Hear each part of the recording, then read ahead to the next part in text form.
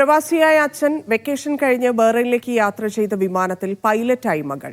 കൊച്ചിയിൽ നിന്ന് ഇന്നലെ രാത്രി 7:30 ബഹ്റൈനിലേക്ക് പുറപ്പെട്ട വിമാനത്തിലായിരുന്നു പ്രവാസിയായ അച്ഛന്റെ മനം നിറച്ച് മകൾ വിമാനം നിയന്ത്രിച്ചത്.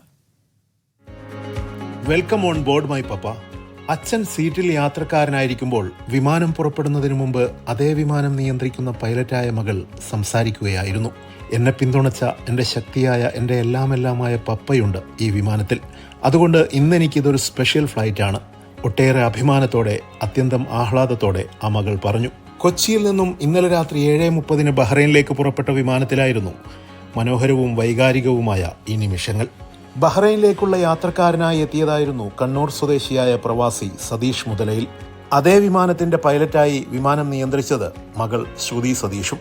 നിറഞ്ഞ കയ്യടികളോടെയാണ് വിമാനത്തിലെ എല്ലാ യാത്രക്കാരും ശ്രുതിയുടെ ശബ്ദത്തെ വരവേറ്റത്.